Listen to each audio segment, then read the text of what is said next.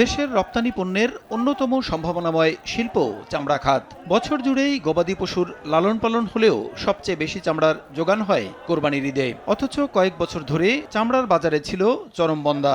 সরকার নির্ধারিত দরে বিক্রি না হওয়ায় ব্যাপক ক্ষতিগ্রস্ত হন প্রান্তিক ব্যবসায়ীরা।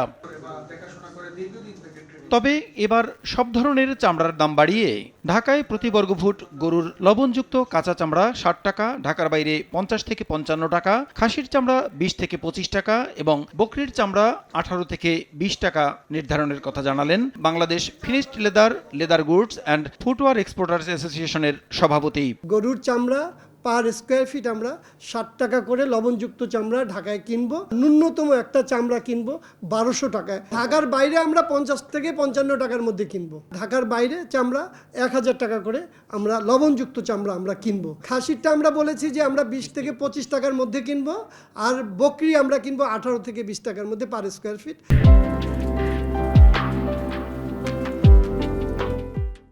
এদিকে গত কয়েক বছরে প্রান্তিক ব্যবসায়ীরা ন্যায্য মূল্য পাননি জানিয়ে বাণিজ্য প্রতিমন্ত্রী বলেন, এবছর ঘোষিত ন্যূনতম মূল্যের কম দামে যেন কোনোভাবেই চামড়া বিক্রি না হয় সেটি তদারকি করা হবে। গত কয়েক বছর ধরে আমরা এটার ভালো মূল্য পাচ্ছি না, এটা হলো বাস্তবতা। এবার আমরা এই পার স্কোয়ার ফিটের সাথে সাথে ওই গরুর একটা ন্যূনতম চামড়ার মূল্য লবণযুক্ত কত হবে সেটাও ওনাদেরকে আমরা উল্লেখ করার জন্য আমরা বলেছি।